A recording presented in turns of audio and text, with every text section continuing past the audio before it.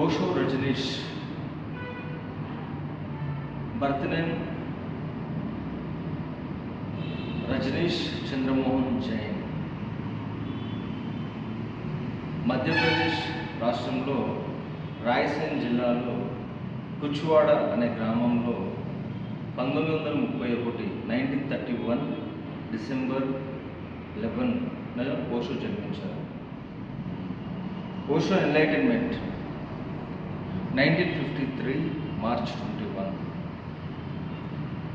Osho body వదిలిపెట్టేసింది 1990 జనవరి 19.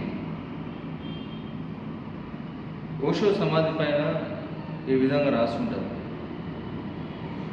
Never born never died, visited the planet Earth between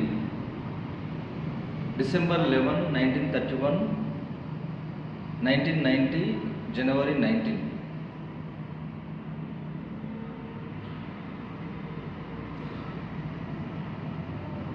Osho అనేటప్పటికీ ఆయన డిస్కోర్సెస్, ఆయన టాపిక్స్, ఆయన బుక్స్ మనం జనరల్గా ప్రధానంగా గుర్తొస్తాయి. కానీ ఓషో అంటే జస్ట్ డిస్కోర్సెస్, లేదంటే ఆయన కొన్ని కాన్సెప్ట్స్ లేదా టాపిక్స్, వివిధ అంశాలపైన ఆయన యొక్క ఇన్సైట్స్ని మాట్లాడటము, వ్యూస్ చెప్పడము మాత్రమే కాదు. ఓషో వాస్తవానికి ఆయన ఒక మిస్టిక్. ఆయన 100కు పైగా ధ్యాన పద్ధతులను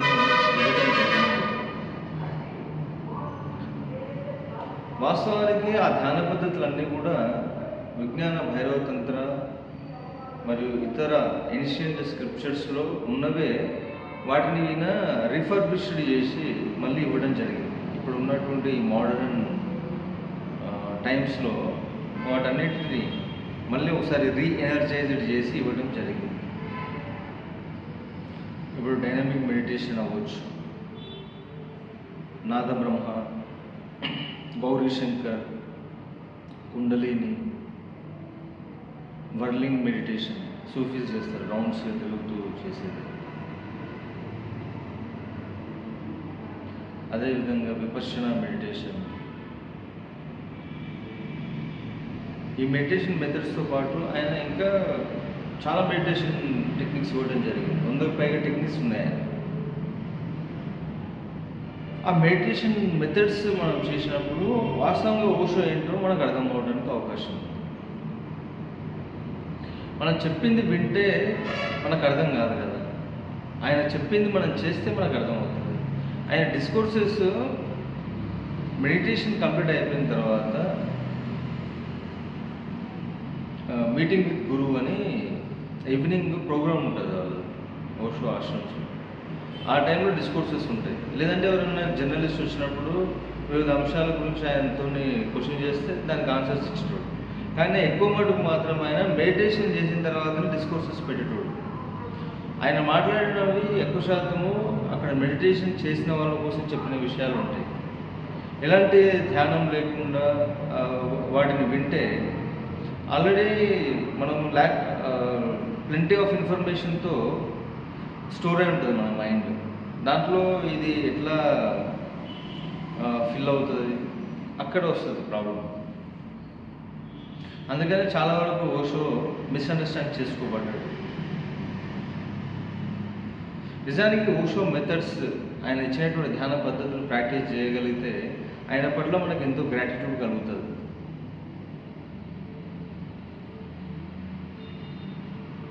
మన శరీరాలు, మన మనసులు, మన ఆలోచనలు, మన యొక్క భావనలు, వీటిలో అన్నిటిలో పేరుకుపోయినటువంటి ఒత్తిడి కానీ, యాంగ్జైటీ కానీ, లేదంటే ఇతర ఎనీ నెగిటివ్ అంతా కూడా ఆ యొక్క మెథడ్స్ వల్ల మనము చాలా వరకు రిలీజ్ అయిపోతుంది. ఆ కోవలోకి మొదటగా డైనమిక్ మెడిటేషన్ చెప్పవచ్చు. ఇవన్నీ చేస్తే మనకి ఎక్స్పీరియన్స్లో చేయగలుగుతాం మనం, మన అనుభవంలోకి వస్తుంది నిజమేనా కాదా. ఇది ఏవి చేయకుండా Osho from the sex to super consciousness ఈయన సెక్స్ గురు ఇలాంటివి మాట్లాడిండు. ఆయన పైన కొన్ని కాంట్రవర్సీస్ కూడా వచ్చినాయి.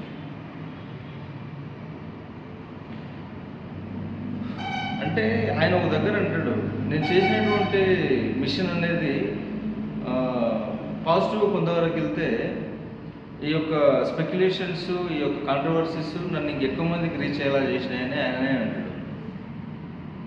ఆ రకంగా కూడా ఆయన ఎక్కువ మందికి రీచ్ అయ్యాడు. కానీ ఆయన వల్ల హార్మ్ జరిగింది ఏముంది? ఆయన స్వయంగా ఆయన ఏం క్రైమ్ కమిట్ కాలేదు. ఆయన ఆశ్రమంలో ఫుడ్ పాయిజన్ అయింది ఒరేగాన్లో. అక్కడ దగ్గర 750 పీపుల్ ఆసుపత్రి పాలయ్యారు. లేదంటే బయోటెర్రరిజం చేస్తున్నారు వీళ్ళు, బహిరంగంగా వాళ్ళు విచ్చలవిడిగా ఉన్నారు. ఇలాంటి కొన్ని కాంట్రవర్సీస్ వచ్చినాయి. తర్వాత ఈయన దగ్గర 93 రోల్స్ రాయిసెస్ ఉన్నాయి. ఒక ఆధ్యాత్మికవేత్త, ఒక యోగి ఇంత లగ్జరీస్ లైఫ్ జీవిస్తాడా, నిరాడంబరంగా బతుకుతారు కదా, ఇదొక కాంట్రవర్సీ. ఈయన ఆశ్రమ్స్లో డ్రగ్స్, ఇదంతా డ్రింక్స్ ఇవన్నీ ఉంటాయి అనేది ఇదొకటి. నిజానికి ఏంటంటే ఓషో స్వయంగా వాటిని ఆయన తీసుకున్నాడా లేదా అనేది ఎవరు చెప్పలేరు. కానీ అలాంటి వాళ్ళందరూ ఆయన దగ్గర ఒక ఆశ్రయం పొందినారు. ఆయన ఎవరిని వద్దు అని అనలేదు, అందరినీ ఆయన దగ్గరికి యాక్సెప్ట్ చేసిండు ఆయన. ఇప్పుడు కాంటెంపరీ మ్యాన్కి ఉన్నటువంటి ఈ యొక్క లైఫ్ స్టైల్, ఆయనకు ఎదురైనటువంటి సమస్యలు, ఒత్తిడి, పని భారము, వీటన్నిటిని దృష్టిలో ఉంచుకొని ఆయన ఆ యొక్క ధ్యాన పద్ధతులను నేర్పించేటోడు. దానివల్ల చాలామంది బెనిఫిట్ అయ్యారు, ఎక్కువ మందికి రీచ్ అయింది ఆయన. ఒక మామూలు మధ్యతరగతి కుటుంబంలో బాబులాల్ జైన్, సరస్వతి జైన్ అనే దంపతులకు ఒక మధ్యతరగతి కుటుంబంలో 10 మంది, 6 మంది బ్రదర్స్, 4 సిస్టర్స్ పెద్దవాడిగా జన్మించింది. సాగర్ యూనివర్సిటీ జబల్పూర్లో ఫిలాసఫీలో ఎంఏ చేసిండు.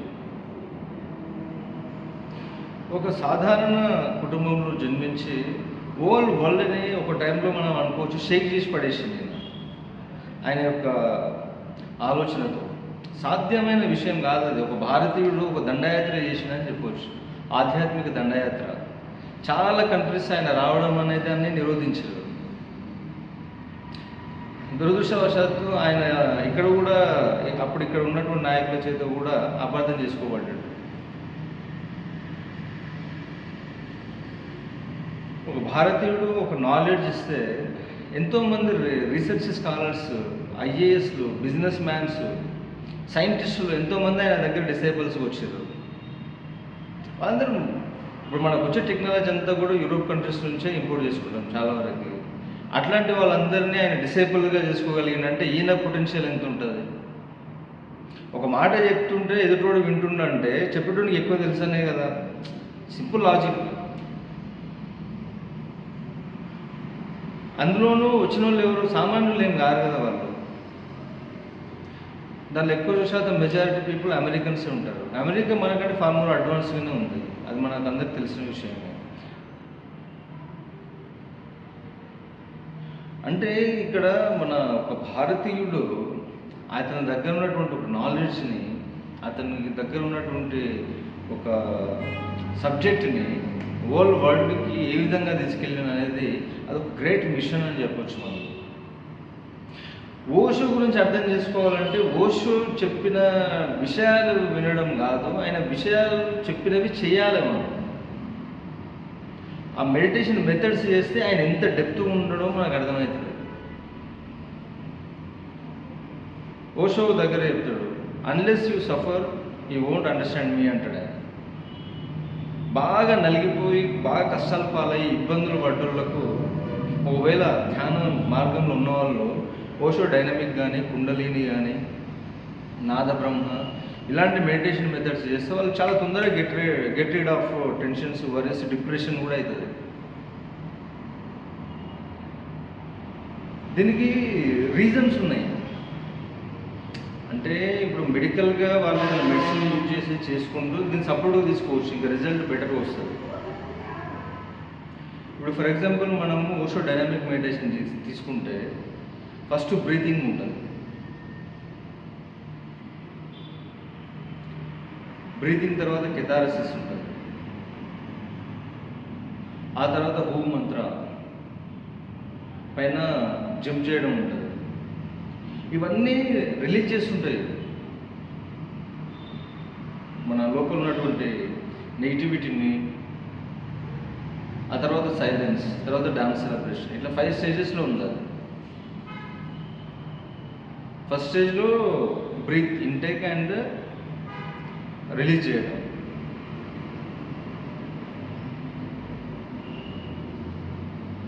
ఈ యొక్క టెక్నిక్ చేయడం వలన మనకు తెలిసిందే, మనం కాన్షియస్గా అబ్జర్వ్ చేస్తే మనం సంతోషంలో ఉన్నప్పుడు బ్రీత్ అనేది తక్కువ తీసుకుంటాం, మనం ఎక్కువ వదులుతాం.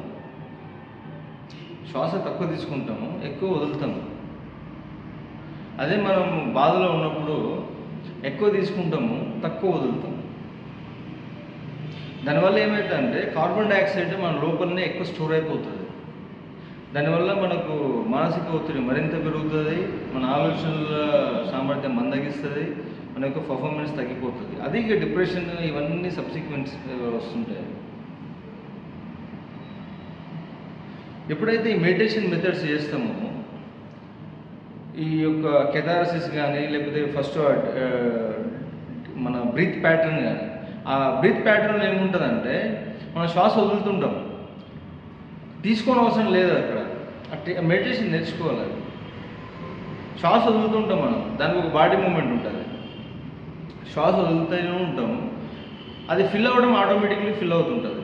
మన యొక్క ఫోకస్ వదలటం పైన ఉంటుంది. అది ఎందుకంటే స్టోర్ అయింది టోటల్ మన లోపల ఉన్న ఆ యొక్క సో మన యొక్క శ్వాస, ఆ యొక్క బ్రీత్ అనేది అంతా కూడా అవుట్ఫ్లో చేసేసేయాలి. దాన్ని మన లోపలికి ఫ్రెష్ బ్రీత్ అనేది ఆటోమేటిక్ స్టోర్ అయిపోతుంటుంది. శరీరం అంతా చాలా రిలీఫ్ అయిపోతుంది. అంటే ఎంత ఒత్తిడి, ఎంత టెన్షన్, ఎంత గార్బేజ్, ఎంత మైండ్ అంతా ఎంత డర్టీయెస్ట్ అండ్ వర్స్ట్ థాట్స్ తోటి ఉన్నా ఇదంతా కూడా వ్యానిష్ చేసి పడేస్తుంది. ఆ తర్వాత వేరే మెడిటేషన్ మెథడ్స్ చేయొచ్చు. అవి చేస్తే ఈయన ఎంత డీప్ ఉన్నాడో అర్థమవుతుంది. మళ్ళీ ఇంకొకటి కూడా ఉంది ఓషో పైన కాంట్రవర్సీ. ఆయన ఒక్కొక్క దగ్గర ఒక్కొక్క విధంగా చెప్పుకుంటూ వెళ్తాడు అని. నాకు తెలిసినంతవరకు ఆయన ఒక్కొక్క దగ్గర ఒక్కొక్క విధంగా చెప్పాడు. ఆయన ఎంచుకున్నటువంటి పర్స్పెక్టివ్, ఆ ముందర ఉన్నటువంటి పర్సన్ బట్టి ఆయన యొక్క డిస్కోర్స్ అనేది ఉంటుంది. అది జనరల్గా ఏంటంటే రికార్డెడ్ కాబట్టి అందరికి వెళ్ళిపోతుంది.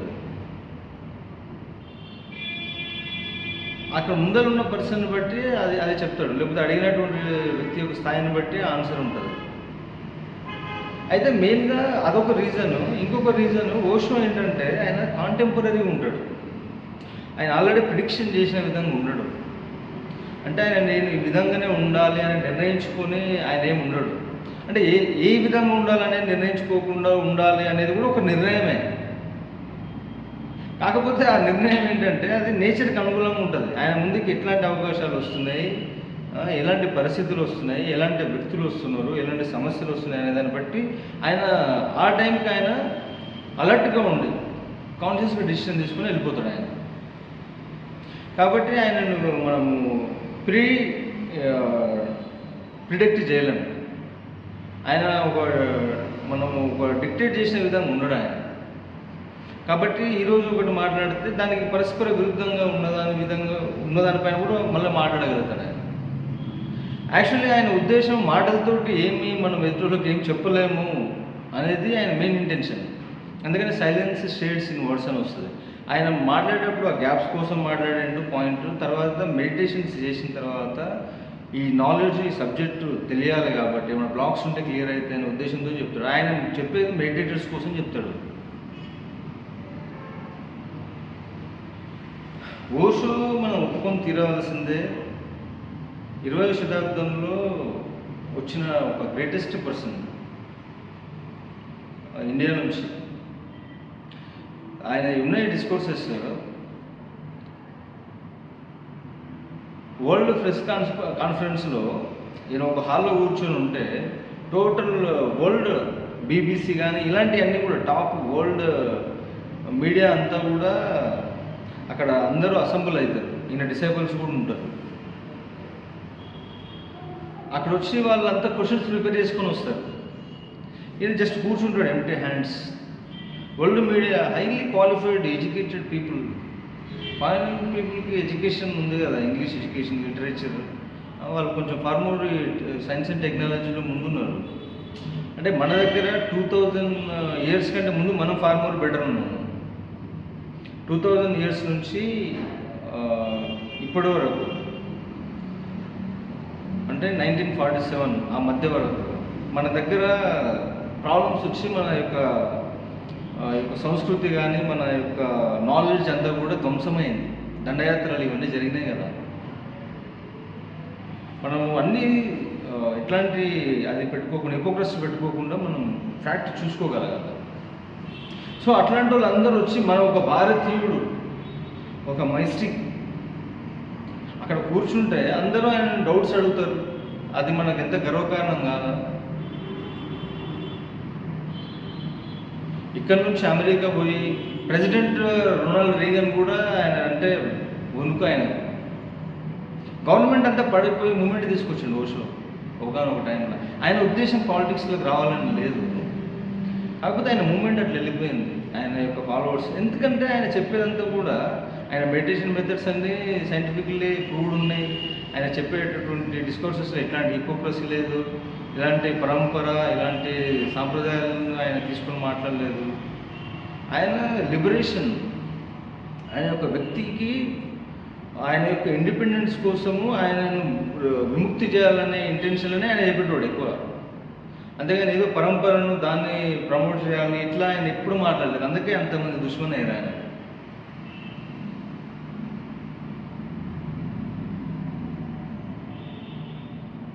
కేవలం 59 సంవత్సరాల వయసులోనే ఆయన బాడీని వదిలిపెట్టడం అనేది జరిగింది.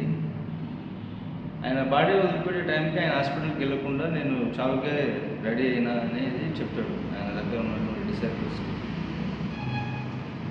ఆయన చనిపోయిన తర్వాత ఆయన యొక్క అంత్యక్రియలు పూనా ఆశ్రమంలోనే జరిగినాయి.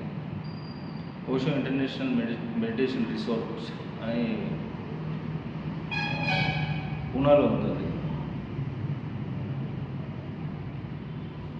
ఆయన చనిపోయిన తర్వాత ఆయన బాడీని దహనం చేస్తారు. దానికి సంబంధించినటువంటి అస్థికలు ఆయన బెడ్రూమ్లో ఉన్నాయి. మొత్తం అంతా గ్లాస్ తోటి బిల్డ్ అయి ఉంటుంది. అది దాంట్లోనే భద్రపరుస్తారు వాటిని. అక్కడ ప్రతిరోజు కొన్ని మెడిటేషన్ మెథడ్స్ ప్రాక్టీస్ చేయడం అనేది జరుగుతుంటుంది. ప్రపంచ దేశాల నుంచి ఎంతోమంది సాధకులు, స్పిరిచువల్ సీకర్స్ వస్తూ ఉంటారు అక్కడ. ఆయన సెక్స్ గురువు అని కూడా ముద్ర పడడానికి ఒక రీజన్, ఆయన దాని గురించి ఎవరు మాట్లాడిన టైంలోనే దాని గురించి ఆయన మాట్లాడిందంటే అది ఎంత సాహసం అది. ఆయన మాట్లాడింది ఏం మాట్లాడింది ఆయన, అది మనం చూడం. అంటే చాలామంది తెలియదు అది. యాక్చువల్లీ ఇక్కడ మన సైడ్ ఓషో అంటే కూడా అంత ఎక్కువ మంది తెలియదు. నేను యాక్చువల్లీ కాన్సెప్ట్ ఇందులో చెప్తే రీచ్ ఎక్కువయ్యేది. Osho from the sex to సూపర్ కాన్షియస్నెస్లో ఏం చెప్తాడు ఆయన, నేచర్, పరమాత్మ సృష్టిలో ప్రతి ఒక్కటి కూడా విలువైనది, అపరూపమైనది. ఏది కూడా ఇక్కడ ఉచ్చమైనది, నీచమైనది అనేది ఏది ఉండదు. నిచ్చెన యొక్క మొదటి అడుగు, నిచ్చెనకు కింద ఉండే మొదటి స్టెప్ ఎంత ముఖ్యమో పైన స్టెప్ కూడా అంతే ముఖ్యము అని చెప్తాడు ఓషో. కాబట్టి అన్ని భావాలు, అన్ని భావనలు, అన్ని ఎమోషన్స్ కూడా సరైనవే, వాటిని ట్రాన్స్ఫర్మేషన్ చేయాలంటాడు ఆయన. దీన్ని నువ్వు అణిచేస్తే అది మరింత స్టోర్ అయిపోయి మనిషి పిచ్చోడు అయిపోతాడు. ఇప్పుడు ఉపవాసం చేసేటోడు ఒకరోజు చేయగలుగుతాడు, 2 రోజులు చేస్తే ఆయనకి డ్రీమ్స్ కూడా అంత ఫుడ్ గురించి కళ్ళు వస్తుంటాయి. పండుకున్నప్పుడు ఆ ఫుడ్ ఈ ఫుడ్ తిన్నట్టు అది కళ్ళు వస్తుంటాయి. యాక్చువల్గా ఆయన ఉద్దేశము తినకుండా ఉండడం కాదు, వాడు తినకుండా ఉండి ఏం చేయాలి. ఇప్పుడు బ్రహ్మచర్యాన్ని పాటిస్తూ ఏం చేయాలనేది కదా సాధన. ఇలా బ్రహ్మచర్యంగా ఉంటే పోతే సాధన కాదు కదా. మరి ఈ విధంగా దీన్ని అణచివేతతో ఉంటే వాడు చేయగలిగిందని ఏ విధంగా ఫోకస్ చేయగలుగుతాడు? కాబట్టి సపరేషన్ అనేది సరైనది కాదు అన్నాడు ఓషో. అట్లనే ఆయన ఏమి ఫ్రీ సెక్స్ ప్రమోట్ చేయలేదు, దానికి ఏమి స్కూల్స్ పెట్టలేదు. అది ఇప్పుడు ఆయర్లాండ్ దగ్గర ఇక పనికి మన కొంతమంది గ్రూప్ చేరిపోయి ఇక వీళ్ళకు ఉన్నటువంటి కోరికలన్నీ తీర్చుకుంటూ అదంతా గురుమినికి నెట్టేస్తారు దాన్ని. ఓషో విషయంలో కూడా అదే జరిగింది. ఆయన ఏం చేసిండు వ్యక్తిగతంగా? ఏమైనా ఆధారాలు ఉన్నాయా? వివేక్ అనే ఆమెనే ఒక ఆమెనే ఉండే ఆయన దగ్గర, ఆయన కేర్ టేకర్, ఆయన ఫ్రెండ్. అది కూడా ఆయన షో చెప్పిండు. ఆయన మధ్యప్రదేశ్ కుచ్వాడలో ఉండేటప్పుడు వాళ్ళ ఇంటి పక్కన ఆర్ఎంపీ డాక్టర్ కూతురు ఉంటుంది, ఆమె శశి అని. ఆమె నేను గుడి అని పిలిచేటోడు. ఈయన లైఫ్లో ఈయన ఎన్లైటన్ అవ్వడానికి ఈయనకు 3 వ్యక్తులు సహకరిస్తారు, రహస్య వ్యక్తులు. ఒక ఆయన మగ్గా బాబా అని ఉంటాడు, ఇంకొక ఆయన పాగల్ బాబా, ఇంకొక ఆయన మస్తు అని ఉంటాడు. మస్తు ఇప్పటికి ఉన్నాడు. అయితే ఆయన ఆమెతో లవ్లో ఉన్న టైంలో ఆమె అన్ఫార్చునేట్లీ చనిపోతుంది. ఆ టైంలో ఈయన భారతదేశ యాత్రలో ఉంటాడు. ఈ పాగల్ బాబా మొత్తం తీసుకొని తిప్పుకొని వస్తాడు. ఈయన వచ్చినప్పటికీ ఆమె చనిపోతుంది. ఈయన అప్పుడు బాగా బాధపడతాడు, ఏడుస్తాడు. ద రెబెలీస్ ఫ్లవర్ అనే ఫిల్మ్ కూడా ఉంది దాని పైన, యూట్యూబ్లో ఉంది అది. ఆ తర్వాత కాలంలో ఓషో ఇక్కడ మన కులుమనాలిలో టీచింగ్స్ ఇచ్చేటప్పుడు జర్మనీ నుంచి ఒకరు వస్తారు. ఈయన ఐడెంటిఫై చేస్తాడు. ఈయన అంతకుముందు లైఫ్లోనే ఈయన వన్ ఆఫ్ ద లైఫ్లో ఈయన టిబెట్ లామాగా ఉంటాడు. ఈయన ఓషో ఆషామాషి ఏం కాదు. ఓషో ఆయన ఐడెంటిఫై చేస్తాడు.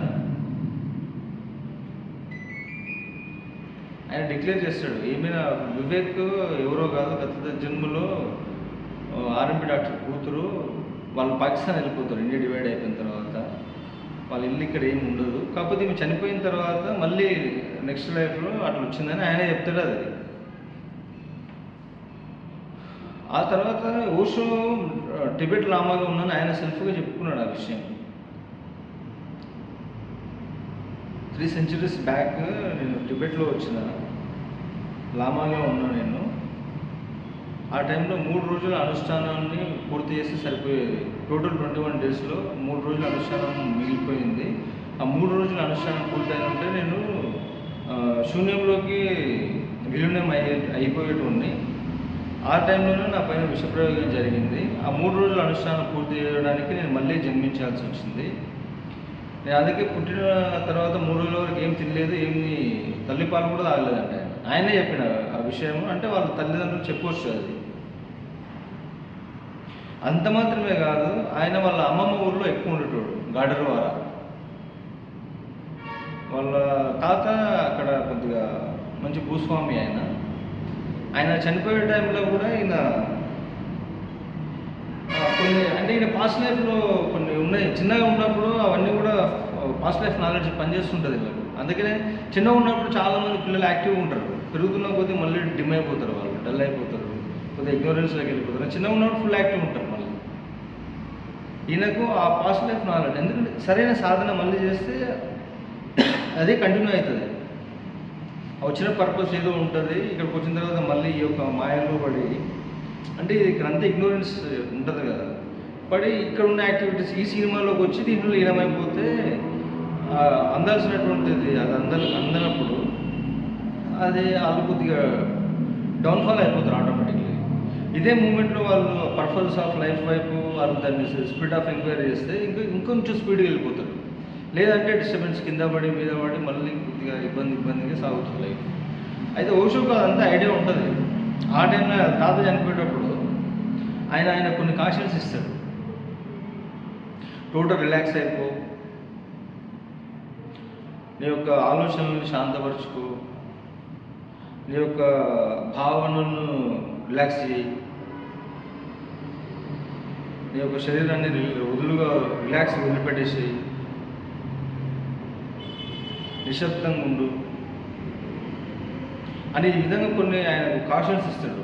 ఆయన ఆ విధంగా ప్రశాంతంగా బాడీ వదిలిపెట్టేస్తాడు. వాళ్ళు జట్కా బండిలో ప్రయాణం చేసేటప్పుడు ఆయన ఓషోను దగ్గర పిలుస్తాడు. ఆ టైంలో రాజా అని పిలుస్తుండే ఆయన దగ్గర పిలిచి అవన్నీ ఆయన చేస్తాడు. అప్పుడు జట్కా బండిలో ఆయన పడుకొని ఉంటాడు. ఇంకా ఆయన హాస్పిటల్ రీచ్ అయ్యేలోపు చనిపోతాడు. అది వేరే విషయం. అంటే నేను అనేది ఓషోని అర్థం చేసుకోవాల్సిన అవసరం చాలా ఉంది. ఆయన పైన ఏమి అర్హత లేని వాళ్ళు, ఏమి ఆయన గురించి తెలియని వాళ్ళు, ఆయన కనీసం ఒక మెడిటేషన్ మెథడ్, ఒక గంట సేపు మెడిటేషన్ లైఫ్లో చేయని వాళ్ళు, లేకపోతే ఇట్లాంటి ఆధ్యాత్మిక సాధన లేని వాళ్ళు ఓషో గురించి మాట్లాడడం అనేది అది సరైనటువంటి విమర్శలు కావాలి, సద్విమర్శలు అనిపించుకోవాలి. నిజమే కొన్ని చోట్ల ఈ సాంప్రదాయ పరంపర ఉన్నటువంటి గురువులు కూడా విమర్శ చేశారు ఓషో పైన. కానీ మెజారిటీకి ఎక్కువ ఎవరి వల్ల ఉపయోగం కలిగింది, ఆయన పైన కాంట్రవర్సీస్ రావచ్చు కానీ ఆయన వల్ల బెనిఫిట్ అయిన వాళ్ళు కూడా ఉన్నారు, చాలామంది ఉన్నారు. అందులో ఒక భారతీయుడు మనం తీసుకుంటే పాశ్చాత్య దేశాలకు మన ఇండియా నుంచి ఒక మిషన్, స్పిరిచువల్ మిషన్ వెళ్ళాలనేది ఇదంతా ప్రణాళిక ఎప్పటి నుంచో జరుగుతుంది. మహావతార్ బాబాజీ వీళ్ళ టైమ్స్లో నుంచి జరుగుతుంది. ఆ ప్రాసెస్లోనే రామకృష్ణ పరమహంస స్వామి వివేకానందని పంపిస్తాడు. ఆ తర్వాత పరమహంస యోగానంద వెళ్ళి క్రియాయోగ అక్కడ చూపిస్తాడు. యోగద సత్సంగ సొసైటీస్ మూమెంట్ అని చెప్పి స్టార్ట్ చేస్తారు వాళ్ళు. అదేవిధంగా స్వామి రామ కూడా వెళ్తాడు. వీళ్ళందరికంటే ఎక్కువ వాళ్ళంతా మామూలుగా పిస్టులతో కాలిస్తే ఈయన ఒక రాకెట్ లాంచర్ పెట్టి పుట్టినట్టు అయింది. వివేకానంద స్వామి మన దగ్గర ఉంటే మనం గౌరవించుకోం. ఆయన అమెరికా వెళ్ళి సభలు వచ్చి చెప్తే అక్కడ వాళ్ళు గుర్తిస్తే ఆ తర్వాత మనం కూడా గుర్తిస్తాం. సరే, ఇప్పుడు ఓషో లేడు మన మధ్యన, అది జరిగి కూడా చాలా సంవత్సరాలు అయిపోయింది. కాకపోతే ఆయన పైన ఒక ముద్ర వేసేసి ఆయన నాలెడ్జ్ని తీసుకోకుండా ఉండొద్దు మనం.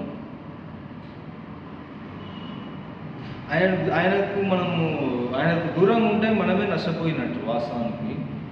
ఆయన యొక్క మెథడ్స్ అన్నీ కూడా ఎంతో యూస్ఫుల్ ఉంటాయి. కంటెంపరీ మ్యాన్ కోసమే ఆయన ఇచ్చింది అదంతా, సబ్జెక్టు ఆ నాలెడ్జ్ అంతా. ఓషోకి నాకు తెలిసి వ్యక్తిగతంగా ఏ బలహీనత లేదు ఆయనకు అవసరం లేదు. ఆయన సెల్ఫ్ సెంటర్డ్ పర్సన్. అంటే ఆయన లోపల ఆయనే హ్యాపీగా ఉండగలిగే స్టేజ్కి వెళ్ళిపోయాడు. ఎన్లైటెన్మెంట్ మాస్టర్ ఆయన. ఆయనకు బయట థింగ్స్ ఉన్నా లేకపోయినా ఆయనకి ఏం డిఫరెన్స్ పడదు. ఇక్కడ సౌందర్యోపాసకులు ఉన్నట్టే, అంటే అలంకరణ ద్వారా ఆరాధన చేసేటోళ్ళు ఉన్నట్టే, మంత్ర చాంటింగ్ చేసినట్టే దీంట్లో డిఫరెంట్ డిగ్రీస్ ఉంటాయి. దీంట్లో మళ్ళీ మాస్టరీ అయిన వాళ్ళలో మళ్ళీ 2 కేటగిరీస్ ఉంటారు. కొంతమంది త్యాగ యోగి ఉంటారు ఒకరు, ఇంకొందరు భోగ యోగి ఉంటాడు. ఆయన మనము హిందూయిజంలో తీసుకుంటే లార్డ్ శివాని మనం చూస్తే ఆయన త్యాగయోగి. ఆయన దగ్గర ఏముండదు, ఆయన నిరాడంబరంగా ఉంటాడు. ఆయన కాస్ట్ ఆఫ్ లివింగ్ చాలా తక్కువ. అదేవిధంగా మనం లార్డ్ విష్ణుని చూస్తే ఆయన బంగారంతో ఆయన అంతా దగదగలాడిపోతుంటాడు. పువ్వుల దండ చేతిలో, మళ్ళీ తామర పువ్వు, తర్వాత గద, చక్రము, 4 చేతులు ఉంటాయి. ఆయనకు మళ్ళీ పుత్రులు. ఇప్పుడు ఫర్ ఎగ్జాంపుల్ మనం కృష్ణావతారాన్ని చూస్తాం. కృష్ణావతారంలో శ్రీకృష్ణుడికి 8 భార్యలు ఉన్నారు. కానీ వాళ్ళతో ఆయన ఏంటంటే భోగయోగి, అంటే వాళ్ళతో ఉంటాడు ఆయన, కానీ అటాచ్మెంట్ ఉండదు. నిజానికి ఇదే హైయెస్ట్ ప్రాక్టీస్. మనకి ఏంటంటే అన్ని ఎక్స్పెక్టేషన్ అంటే ఆయన చాలా గొప్పోడు, త్యాగమూర్తి అనుకుంటాము. వాడిని పెట్టుకొని కూడా వాడితో అటాచ్మెంట్ లేకుండా ఉండాలంటే దానికి ఎంత సాధన కావాలి. కార్లు, బంగ్లాలు, బిజినెస్లు, వైఫ్ అన్నీ ఉన్నా దాన్ని ఇప్పటికిప్పుడు వదిలిపెట్టాలంటే వదిలిపెట్టగలగాలి. అంత డిటాచ్మెంట్తో ఉండగలుగుతామో అది చాలా ప్రాక్టీస్ కావాలి దాన్ని.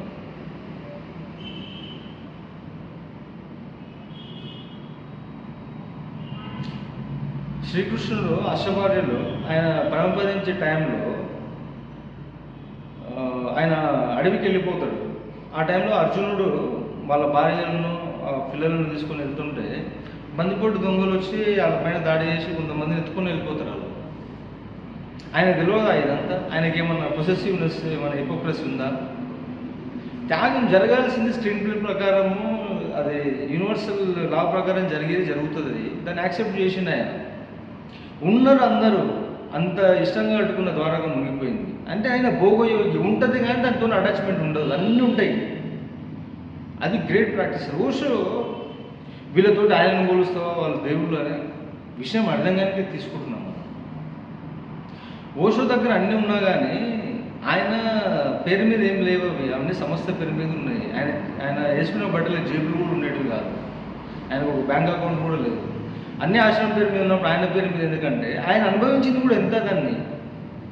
ఆయన ఎప్పుడు రూమ్లోనే ఉంటుండే, బయటకు వచ్చేవాడు కాదు. 1 గంట సేపు డ్రైవింగ్ వెళ్తుండే. ఆయనకు 2 హెలికాప్టర్స్ కానీ లేకపోతే 93 రోల్స్ రాయ్స్ కార్లు కానీ అవి గిఫ్ట్కి ఇచ్చిర్రు, గ్రాటిట్యూడ్ తోటి ఇచ్చిర్రు.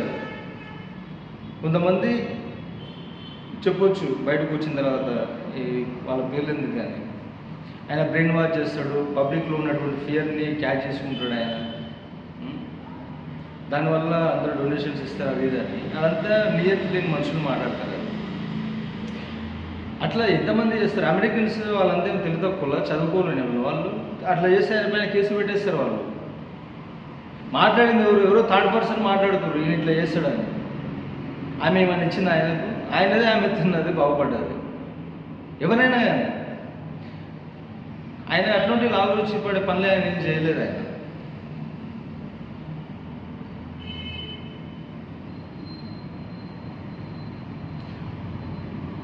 ఆయన ఎంతసేపు ఉన్నా అవన్నీ ఆయన దగ్గర ఉన్నా కానీ ఆయన చాలా సింపుల్ లివింగ్ చేసిండు.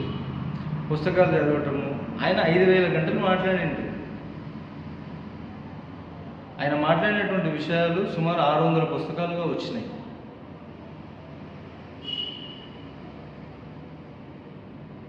ఇవన్నీ సాధారణ విషయాలు కాదు. ఆయన ఒక మిషన్తో వచ్చిండు, కారణజన్ముడు ఆయన. ఆయన మిషన్తో వచ్చిండు కాబట్టి అంత ఎఫెక్టివ్గా వర్క్ చేసిండు ఆయన.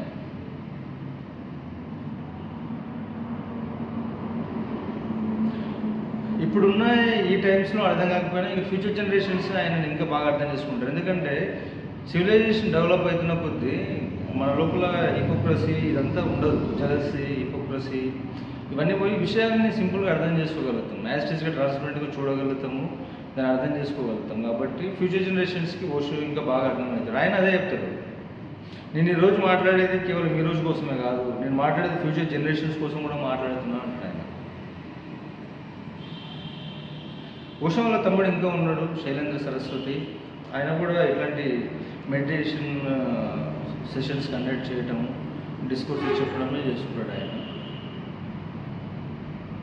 సో ఒక గొప్ప యుగ పురుషుడు ఓషో చాలామంది చేత ఆయన మిస్అండర్స్టాండ్ చేసుకోబడ్డాడు.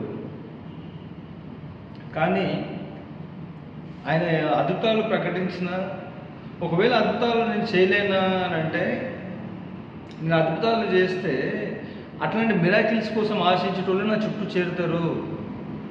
అప్పుడు అట్లాంటి సిక్ పీపుల్ మిరాకిల్స్ చూసి ఆకర్షితులు అయ్యే వాళ్ళు ఏంటిది, వాళ్ళు ఒక రకమైనటువంటి ఫిక్షనల్ దాంట్లో ఉంటారు. వాళ్ళు అట్లాంటి సిక్ పీపుల్తో అవసరం లేదు అని చెప్పి నేటిది నాలెడ్జ్ ఓరియంటెడ్గా మాట్లాడండి. అన్ని విషయాలు అర్థమయ్యేటట్టు, వాడు సాధన వైపు అన్ని కార్యోన్ముఖుల్ని చేసేటట్టు ఆ విధంగా చెప్పిండు ఈయన టీచింగ్స్. ఈయనది జ్ఞాన మార్గం మీద. ఈయన ఆయనను ఆరాధించమని చెప్పలేదు, ఆయన కాలు పట్టుకోమని చెప్పలేదు ఆయన.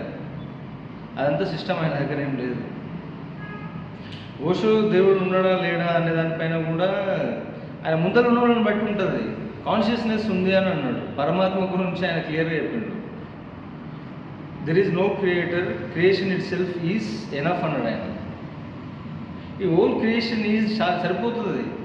మళ్ళీ దాని క్రియేటర్ క్రియేట్ చేశాడంటే ఆ క్రియేటర్ని ఎవరు క్రియేట్ చేసిండు, ఇట్లా అది ఇన్ఫినిట్ క్వశ్చన్స్ వెళ్ళిపోతూనే ఉంటాయి. Creation is enough to create it self, దానికి అదే చాలు అనేది చెప్తాడు ఓషో. ఆ రకంగా ఓషోకి ఎంత ఉన్నా ఏమున్నా ఆయన నిరాడంబర జీవితమే గడిపిండు. ఆయన దగ్గర పుస్తకాలు నాకు తెలిసి ఈ సెంచరీలో ఎవరు చదవలేరు. తర్వాత ఫ్యూచర్ జనరేషన్లో కూడా కష్టమే. అన్ని పుస్తకాలు చదివిండు ఆయన. అంత చదివిండు కాబట్టి అంత మాట్లాడగలిగిండు. సబ్జెక్ట్ లేని ఊరికే ఎవరైనా ఏం మాట్లాడతారు? అంత సబ్జెక్ట్ ఉంది ఆయన దగ్గర. ఆయన గుర్జుఫ్ ప్రతి ఒక్కరి మీద మాట్లాడండి ఆయన.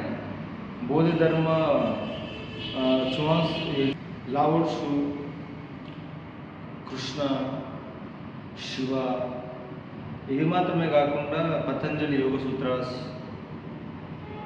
గీత,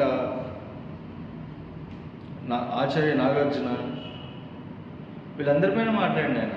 జొరాస్టర్, జీసస్, వీళ్ళందరి గురించి మాట్లాడండి.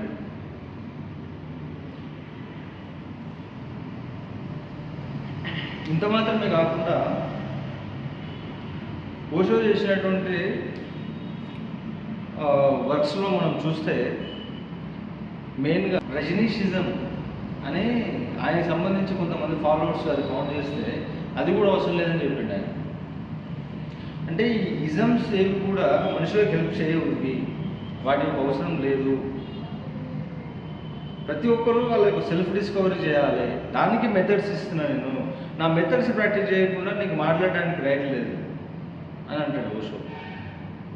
ఓషో టీచింగ్స్లో నాకు అర్థమైంది మెడిటేషన్ ప్రాక్టీసెస్ అంటే ఆయన అవేర్గా ఉండు, ప్రతి క్షణం అలర్ట్గా ఉండు, నీ లైఫ్లో అవసరం ఉన్న విషయాలు ఉంటాయి, అన్నెసరీ థింగ్స్ అన్నీ డిసపియర్ అయిపోతాయని చెప్తాడు ఆయన ఒకటి. రెండోది ఏంటంటే కాంటెంపరీగా ఉండమంటాడు ఆయన. రేపటి కోసం నువ్వు అది ఎంత ముందుగానే ఊహించుకున్నా నువ్వు వెళ్ళాలనుకుంటే రేపు అనేది కూడా ఈ రోజుగానే వస్తుంది. కాబట్టి నువ్వు ఈ క్షణం హ్యాపీగా ఉంటు రేపు అనే దానిలోకి నువ్వు కాన్షియస్గానే వెళ్ళగలిగితే డిసిషన్ సరిగ్గా తీసుకోగలుగుతాము, అలర్ట్గా ఉంటే ఆ టైంలో మనము అప్పుడున్నటువంటి ఆ పరిస్థితుల్లో సరైన నిర్ణయాలు, సరైనటువంటి ప్లాన్ ఆఫ్ యాక్షన్ ఉంటుంది. అందుకని ఆయన ఎంతసేపు వర్తమానంలో జీవించండి అనే దానిపైన ఎక్కువ ఆయన స్ట్రెస్ చేసి చెప్పింది. ఆయన ఆ విధంగానే జీవించండి లాస్ట్ మినిట్ వరకు. ప్రస్తుతానికి ఓషో పైన ఇంతే. మళ్ళీ ఏదైనా అంశం పైన మాట్లాడాల్సి వస్తే మళ్ళీ ఒకసారి దీనిపైన తప్పకుండా మాట్లాడతాం. థ్యాంక్ యూ, నమస్తే.